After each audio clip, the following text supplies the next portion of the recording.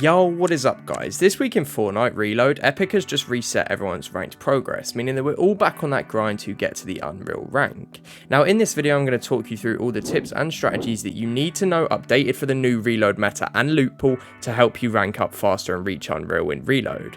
If you find this video helpful, please do drop a like and subscribe for much more content just like this. Okay, so starting off today's video with part 1, before I get into any tips I want to cover the new changes to Reload this season, specifically ranked Reload. Now one of the major changes we've seen is a massive Reload loot pool update, which includes lots of new and removed weapons. What I'm going to do is I'm going to list off all the weapon changes that we've seen. Just starting off, coming in for ranked Reload this season from now on is the Gatekeeper shotgun, the Ranger shotgun, the Outlaw shotgun, Spire rifle and OXR rifle, the Rapid Fire SMG, Surge Fire SMG and Tactical SMG, the Hyper Burst pistol, a heavy sniper and also Medmist smoke grenades. Now coming out of Reload ranked this season, which is no longer going to be in the game, is the Striker pump shotgun, the Infiltrator pump, the lever action shotgun, the Flapjack AR, the heavy AR, infantry rifle, lever action rifle, twin mag SMG, suppressed SMG, 6-shooter and slap splashes. On the whole, I think these loot changes are really good, but my only worry is that with the removal of the Striker pump and the addition of the Gatekeeper shotgun is that the shotgun meta is just going to become a bit more spammy and less skillful.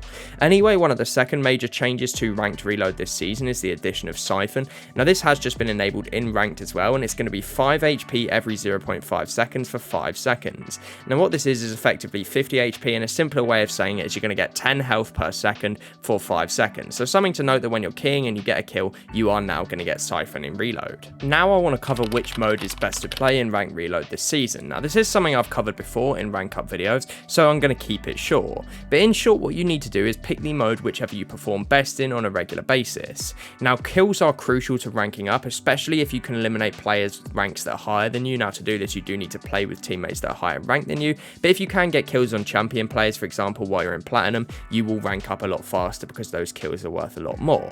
Now team game modes are better if you can consistently get high big elimination games in them. For example, if you can consistently drop 40 to 50 kill games in squads, then I'd recommend doing this on a regular basis. If not, you can still play solos, but overall I just pick the game mode that you perform the best in on a regular basis. Now I'm going to talk you through what you should do at every stage of the Reload match. So we're going to go through early game, mid game and end game, and also the strategies you can do at every one of these stages to be most successful. So let's start off by talking about the early game.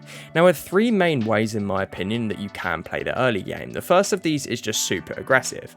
Now obviously if it is aggressive, you're just going to land at the W key POI on every map. So this is Tilted Towers, Slurpy Swamps or Square Mills. I think they're the most 3 popular on each of the maps, and if you are a confident fighting team, then I'd recommend just landing it off spawn and trying to farm up kills. There's a lot of not that good players, quite casuals, that play Reload, so you can pick up a lot of kills off spawn if you just get good loot and grapple around picking up free elims on unstacked players.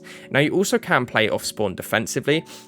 To do this, I'd recommend landing on the outskirts and try and farm elims on players respawning who have no loot. Now, of course, what's going to happen is many people are going to go to W key POI, they're going to die at the W key POI, and they're going to try and land somewhere more low key. You can take advantage of this by looting up, and then when you see someone gliding in, they're likely to have no loot, so you can just grapple, crash pad, or shockwave on top of them and pick up a 3 elim.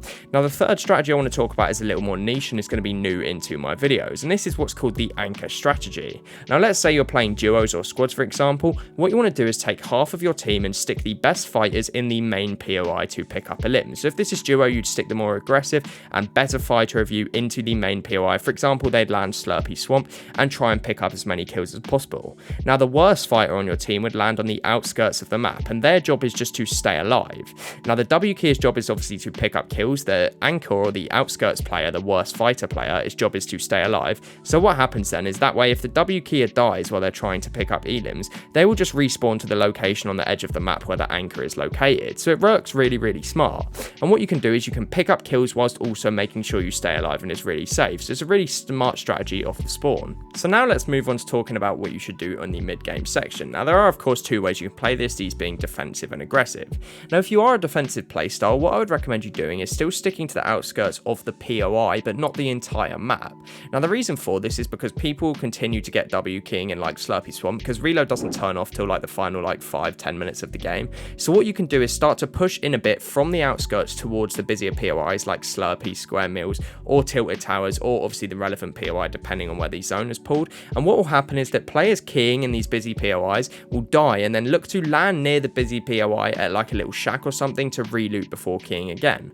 What you and your duo can do is capitalize on this and just grapple straight towards them or shockwave straight towards them and pick up free kills on these players that are landing in that only have an AR. In terms of playing aggressive in the mid game, it's quite straightforward. You just want to continue W keying. I'd always make sure to try and pick solos, but it's relatively straightforward. One thing I would say though, which is a really secret tip, is to keep an eye on supply drop locations, as this is typically where players that respawn land because they have no loot. So what you can do is when you see the supply drop spawn on the map, you can just start to move towards them because players that have just died will always land on them, and therefore you can key this with the movement that you've got, like shockwaves and crash pads, and you can just pick up a free kill again on a player with no loot. So now moving on to the end game, there's not too much to say, and that's because in Reload end games typically, or in Reload Ranked end games anyway, there's very few people alive. Now it is important to note that Reload Quick Cups are coming in the up few weeks, so there will be money that you can make through playing the Reload game mode competitively, so I will be making a separate video on how to win Reload games in tournaments. That's coming soon, please make sure you do subscribe.